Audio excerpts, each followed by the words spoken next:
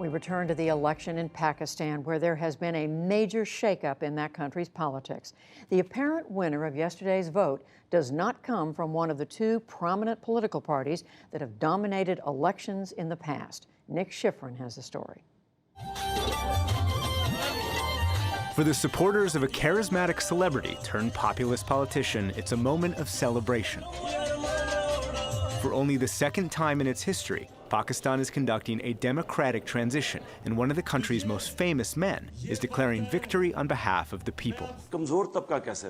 Today, I pledge and promise to you I will take care of your money and we will reduce the government's expenses.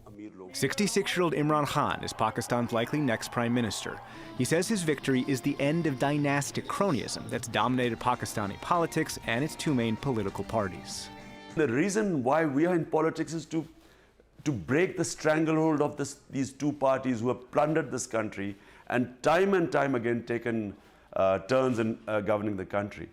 But what Khan considers vindication, his opponents call manipulation. Pakistan's army and intelligence services exert outside influence on politics. They're accused of colluding with the judiciary to ensure former Prime Minister Nawaz Sharif couldn't retain power. Shahbaz Sharif is Nawaz Sharif's brother. For all the people who came to cast their votes across all of Pakistan, this kind of abuse, this mistreatment is injustice. If you're looking for the words free and fair in the pre-poll period, this wasn't it. Moeed Yusuf is the U.S. Institute of Peace's Associate Vice President for Asia.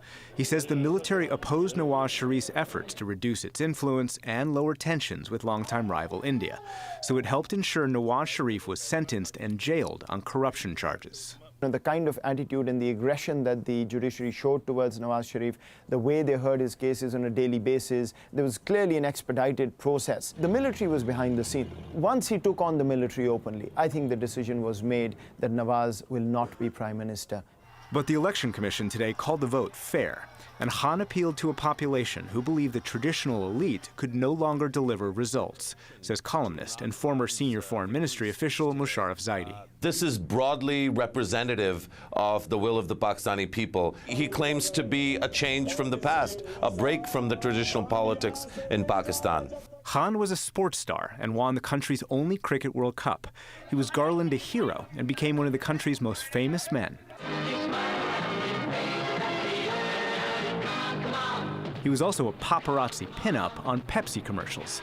And the British media, after he graduated from Oxford, highlighted his bachelor's life. But in 1996, he traded glitz for the grit of Pakistani politics and founded the Pakistan Movement for Justice, or PTI. He called Pakistan's civilian leaders corrupt and its former military leaders autocratic. For that, he was pushed into the back of police trucks. But Khan also pushed toward religion and the right. He's expressed support for Islamist politicians and strict Islamic law, earning him the nickname Taliban Khan. And he took aim at the U.S. He led protests against the CIA's drone campaign and the war in Afghanistan. He accuses the U.S. of purposely trying to destabilize Pakistan. We will awaken all Pakistanis. God willing, we will put pressure on America. If drone attacks are not stopped, our protest will continue all over Pakistan. But in today's acceptance speech, Khan indicated willingness to work with the U.S. Until now, our relations with the U.S. have been one way. The U.S. thinks that they fund Pakistan in order to fight their war. But Pakistan has suffered great loss. Now we want a balanced relationship. I think this is one of those areas in which Imran Khan might be able to have his cake and eat it too. I think he will continue to articulate a kind of strong nationalistic position, but concurrently he's going to have to be conciliatory towards the United States in order to ensure that Pakistan continues to have the things that it needs from the United States. Pakistan relies on U.S. technology. The U.S. needs Pakistan to crack down on militants the U.S. says are shielded by Pakistani intelligence. Khan inherits a tense relationship, and his party has never before controlled foreign policy. If this is the party that's going to lead 210 million people, a nuclear power, you can't just ignore it. You've got to have a relationship, and the quicker both sides start building that rapport, I think the better it is.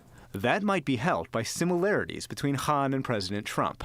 Both overcame elite, liberal backgrounds to create populist, nationalist credentials. Imran Khan represents a strong, muscular nationalism, which is very much what Donald Trump is about. So maybe these two men get along like a house on fire. But Khan first faces domestic challenges. He will inherit a country with widespread poverty, low health outcomes, and ballooning debt. And that means even with military support, he faces incredibly high expectations from a population eager for a break from the past. For the PBS NewsHour, I'm Nick Schifrin.